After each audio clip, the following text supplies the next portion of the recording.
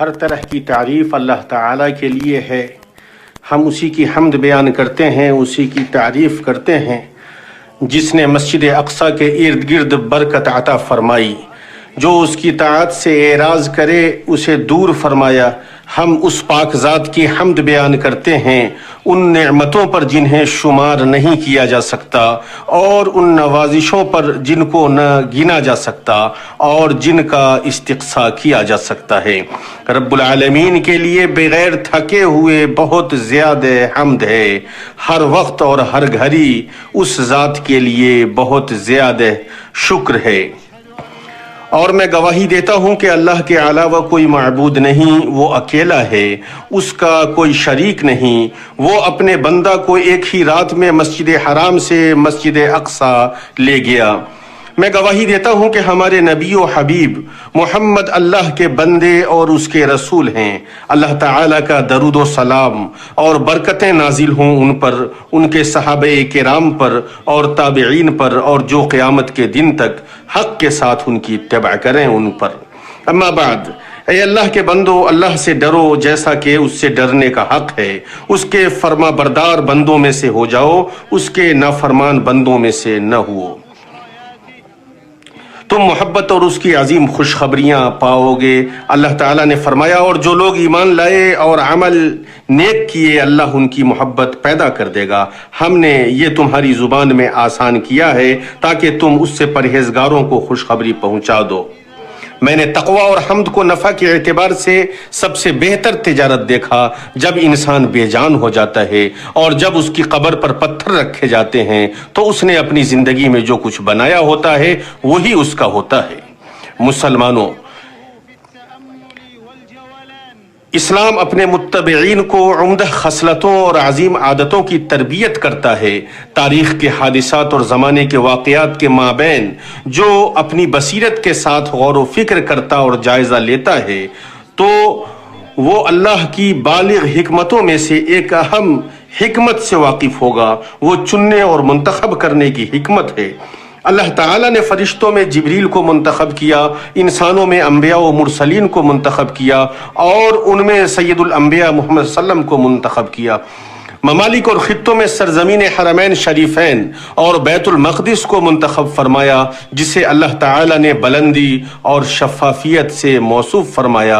ارشاد ربانی ہے, ہم نے مریم کے بیٹے اور ان کی ماں کو نشانی بنایا اور ان کو ایک اونچی جگہ پر جو رہنے کی جگہ تھی اور جہاں پانی جاری تھی پناہ دی تھی. مومنو, اسلامی شریعت توحید کے بعد اپنے جس سب سے عظیم فریضے کو لائی وہ نماز تھی, جسے بیت المقدس کی طرف متوجہ ہو کر ادا کیا جاتا تھا تو وہ مسلمانوں کا قبلہ اول تھا. تو رسول اکرم صلی اللہ علیہ وسلم نے مکہ میں اسی کی طرف رخ کر کے 13 سال تک نماز ادا کی. مدینہ ہجرت کے بعد بھی 17 مہینے تک اس کی طرف متوجہ ہو کر نماز ادا کی, یہاں تک کہ مسجد حرام کی طرف متوجہ ہونے کا حکم دینے کے سلسلے میں قرآن نازل ہوا, جو ازلی و ایمانی اور روحانی طور پر مسجد اقصیٰ سے مرتبط ہے. تو وہ دونوں پہلی 2 مسجدوں میں سے ہے جو اللہ کی عبادت اور اس کی توحید کے لیے زمین میں قائم کی گئی ہیں. صحیحین میں ابو ذر غفاری رضی اللہ عنہ کی روایت ہے, وہ کہتے ہیں کہ میں نے کہا, اے اللہ کے رسول, زمین میں قائم کی گئی کون سی مسجد پہلی ہے؟ تو آپ نے فرمایا مسجد حرام. میں نے کہا پھر کون سی؟ تو آپ نے فرمایا مسجد اقصیٰ. میں نے پوچھا ان دونوں کے مابین کتنی مدت کا فرق ہے؟ تو فرمایا 40 سال کا. متفق علیہ. امام ابن تیمیہ رحمہ اللہ فرماتے ہیں, اللہ تعالیٰ نے مخلوق اور حکم کو مکہ مکرمہ سے شروع کیا. اللہ تعالیٰ نے بیت المقدس اور اس کے ارد گرد کو اپنی مخلوق کے حشر کی جگہ بنائی, تو تمام مخلوق بیت المقدس کی طرف لوٹے گی اور وہیں مخلوق کا حشر ہوگا. اسی لیے حدیث میں آیا ہے کہ وہ محشر اور اٹھائے جانے کی سرزمین ہے. تو یہ وہ گھر ہے ملتوں نے جس کی تعظیم کی ہے، رسولوں نے جس کی عزت کی ہے، جس میں اللہ کی جانب سے نازل کردہ چاروں آسمانی کتابیں زبور، توریت، انجیل اور قرآن تلاوت کی گئی ہیں۔ آپ رحمہ اللہ نے یہ بھی فرمایا، نبوت کا ملک شام ہے اور وہیں حشر ہوگا، تو بیت المقدس اور اس کے ارد گرد مخلوق اور حکم لوٹے گا، وہاں مخلوق کو جمع کیا جائے گا۔ اسلام آخری زمانے میں شام میں زیادہ غالب ہوگا، اسی طرح مکہ بیت المقدس سے زیادہ افضل ہے۔ یہ ایمانی ارتباط ہے جو اللہ تعالیٰ نے نبوت کی جگہوں اور سرزمین پر موجود سب سے پسندیدہ جگہوں کے مابین رکھا ہے۔ مومنوں، اسلام نے ارتباط اور تعلق میں اضافہ فرمایا تو نبی خدا صلی اللہ علیہ وسلم نے فرمایا، کجاوا نہیں باندھا جائے گا مگر 3 مساجد کے لیے، مسجد حرام، مسجد اقصی اور میری اس مسجد کے لیے، متفق علیہ۔ نیز آپ صلی اللہ علیہ وسلم نے فرمایا، مسجد حرام میں نماز کا ثواب دوسری مسجدوں کے مقابلے میں 1,00,000 نماز کا ہے، میری اس مسجد میں نماز کا ثواب 1,000 نماز کا ہے، اور مسجد اقصی میں نماز کا ثواب 500 نماز کا ہے۔ اسے طبرانی نے صحیح سند سے بیان کیا ہے۔ اور کیسے اس سے مسلمان مرتبط نہیں ہوں گے، اور وہ انبیاء و مرسلین کی سرزمین ہے۔ اسی سرزمین پر ابراہیم، اسحاق، یعقوب، یوسف، لوط، داؤد، سلیمان، صالح، زکریا، یحییٰ اور عیسیٰ علیہ السلام اور ان کے علاوہ بہت سارے بنی اسرائیل کے انبیاء میں سے رہے جن کا نام ذکر نہیں کیا گیا ہے۔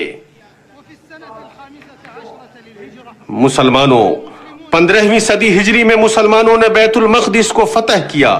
وہاں مذہبی پیشواؤں نے کہا کہ ہم بیت المقدس کی چابیاں صرف عمر بن الخطاب کو دیں گے، ہم ان کی صفت کتاب مقدس میں پاتے ہیں۔ عمر رضی اللہ عنہ مدینہ منورہ سے بیت المقدس آئے، اس کی چابیاں لیں۔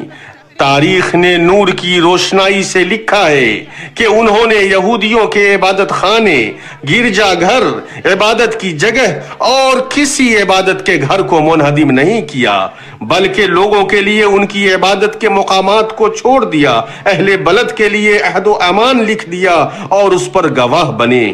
تاریخ بھی گواہ ہے کہ انہوں نے مسلمانوں کی حکومت کے سائے میں سب سے زیادہ خوشگوار فترے میں زندگی گزاری، ایسی آزادی کے ساتھ عبادتیں کی جیسی انہوں نے کسی دوسری حکومت کے سائے میں نہیں پائیں۔ اسلام وسطیت و اعتدال کا دین ہے، یہ انتہا پسندی اور دہشت گردی کا دین نہیں ہے، اس میں دشمنی نہیں ہے، مگر اس کے لیے جو جنگ اور دشمنی میں پہل کرے۔ اے قدس تم نا امید نہ ہو، اے قدس تم نا امید نہ ہو، کیونکہ ہماری پلکوں میں محبوب کی محبت ہے اور دلوں میں وہ اندر موجود ہے۔ جو حرمین کی خدمت کر رہا ہے وہ اس بات سے انکار کر رہا ہے کہ تیرا اقصی دشمنوں کی جارحیت سے ذلیل کیا جائے۔ مومنو، تاریخ زمانے کا آئینہ ہے، وہ ماضی پر حاضر کا روشن دان ہے، وہ مستقبل کے لیے موجودہ دور کا ریکارڈ ہے۔ تاریخ نے کسی ایسے قضیے کو ظاہر نہیں کیا جس میں ہمارے شرعی عقائد، تاریخی حقوق، تہذیبی عظمت اس طرح واضح ہوں جتنا اس قضیے میں ظاہر ہوئے ہیں۔ یہ ہمارا پہلا اسلامی قضیہ ہے، واجب ہے کہ جسے بھولایا نہ جائے۔ جدید قضیوں اور جھگڑوں میں وہ دونوں قبلوں میں پہلے قبلے کا قضیہ ہے، دونوں مبارک مسجدوں میں تیسرا ہے۔ اقصی کا مسئلہ واجب ہے کہ ہر دل میں رہے، کسی دن بھی اس سے تنازل اور چشم پوشی نہیں کی جا سکتی، اور نہ ہی اس پر بھاؤ تاؤ کیا جا سکتا ہے۔ عالمی صہیونیت نے تاریخ کے ادوار میں جو کچھ کیا ہے وہ اہل اسلام پر مخفی نہیں ہے۔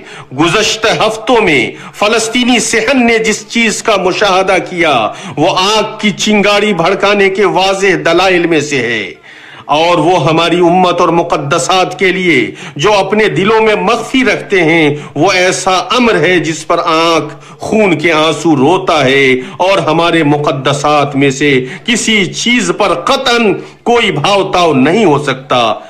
ہم اپنے ثوابت میں کسی چیز سے تنازل نہیں کر سکتے۔ جدید حالات نے زخموں کو ہرا کر دیا ہے تو ہم میں خالد اور صلاح کہاں ہیں؟ کیا ہمیں زندہ رہنا اچھا لگے گا؟ کیا ہمیں سکون نصیب ہوگا؟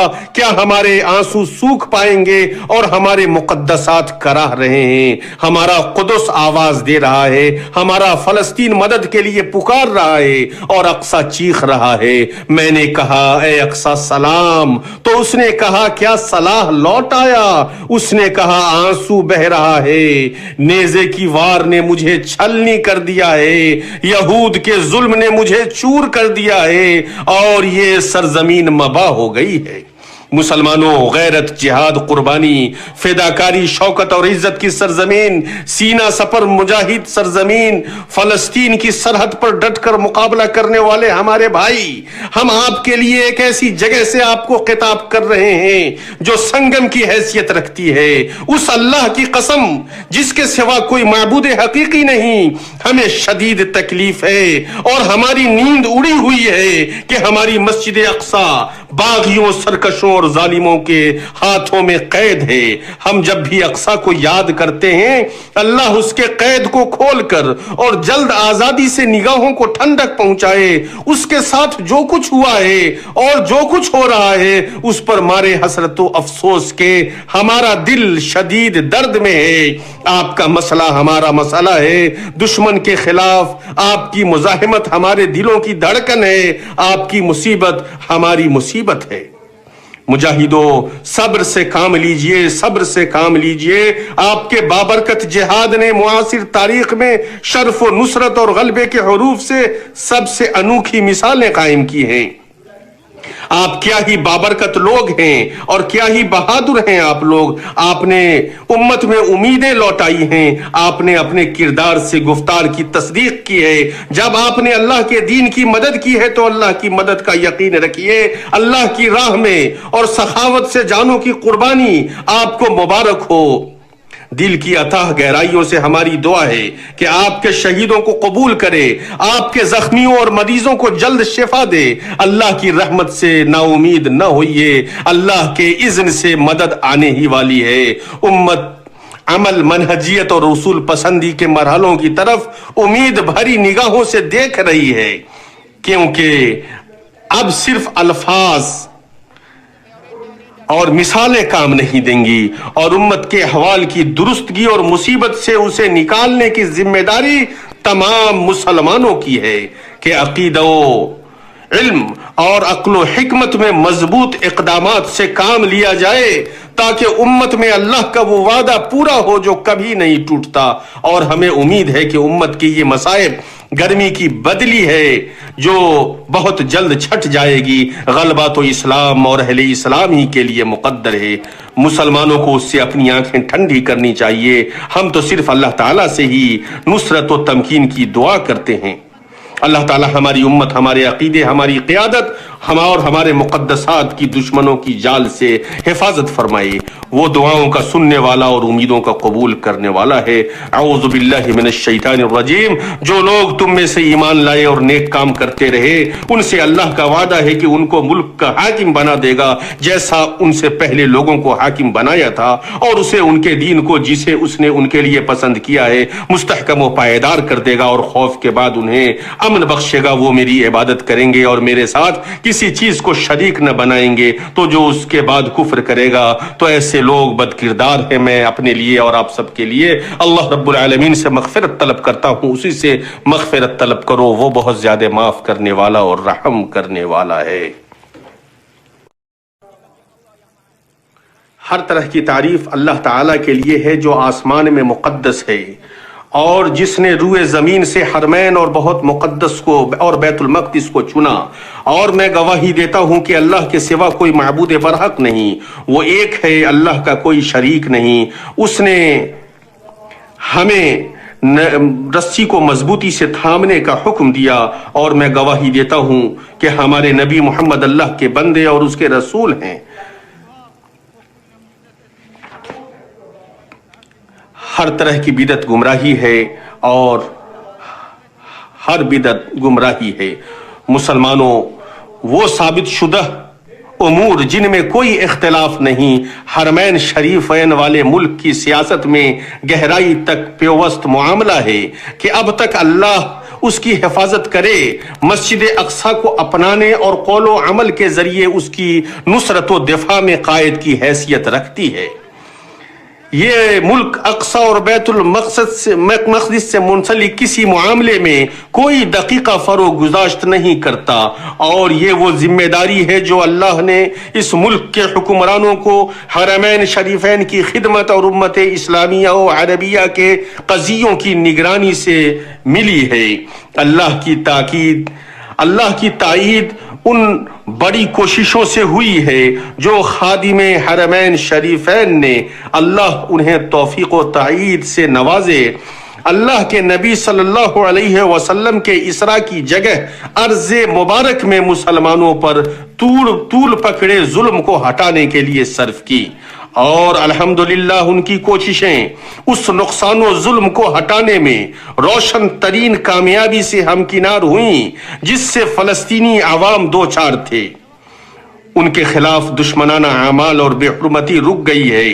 اللہ نے انہیں جو کچھ عطا کیا ہے وہ انہیں مبارک ہو، اور اپنی نصرت و تائید سے اس سے مزید نوازے اور انہیں بے نیاز کرے۔ اللہ اکبر! یہ نصرت و غلبے کی چمک رہی ہیں، اللہ کی خوشبو پھوٹ رہی ہے۔ جو چیز امید کی خوشبو پر ابھارتی ہے وہ امت مسلمہ کی محیط سے خلیج تک وہاں ڈٹے ہوئے اپنے مجاہد بھائیوں کے ساتھ حکومتی اور عوامی ہم آہنگی ہے۔ حرمین شریفین والے اس ملک کو اللہ اس کی حفاظت کرے، اس کی یہ مضبوط مثبت پیش قدمی مبارک ہو جو بلاد حرمین کے اس ثابت موقف کی تائید کرتی ہے کہ مسجد اقصی کے سلسلے میں مسلمانوں کے حق کی حفاظت ہو، اور اس جگہ قدسیت کے احترام کے ساتھ پوری آسانی اور اطمینان سے مسلمان وہاں عبادت کریں، اور یہ کہ مسلمانوں کا حق ہے کہ وہ دوبارہ مسجد میں داخل ہوں اور نماز ادا کریں، اور یہ چیز بغیر میڈیائی پروپیگنڈے، صحافتی بیان بازیوں اور الیکٹرانک معرکہ آرائی کے پوری ہو گئی۔ الحمدللہ، اللہ رب العالمین کا اس پر بہت زیادہ شکر و احسان ہے۔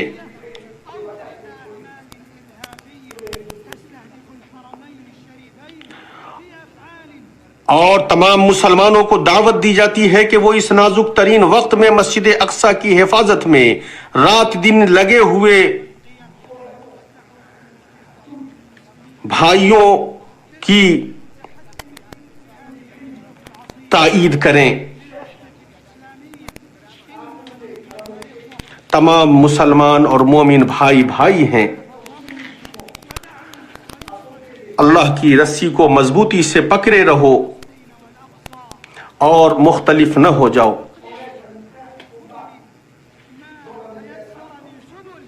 اور جو بھی راہیں ممکن ہوں ان تمام راہوں سے مسجد اقصی کی مدد کریں۔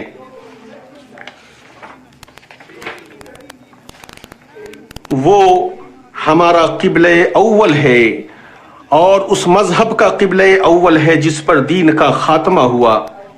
ظالم سخت دل اور بد خلق ہے، اس کے دل میں حقد ہے اور اس کے سینے میں ہیجان ہے۔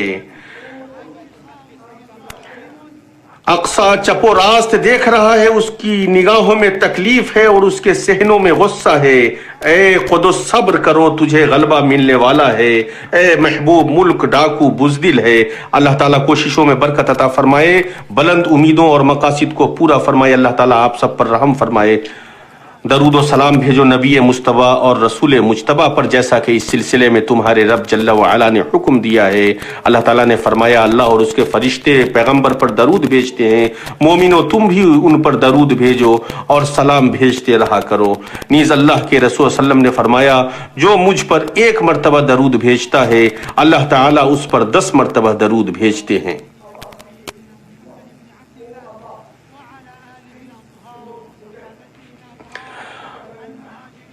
اللہ رب العالمین ان کی آل و اولاد اور تمام صحابہ کرام پر درود و سلام بھیجے جب تک شب و روز کا سلسلہ جاری ہے۔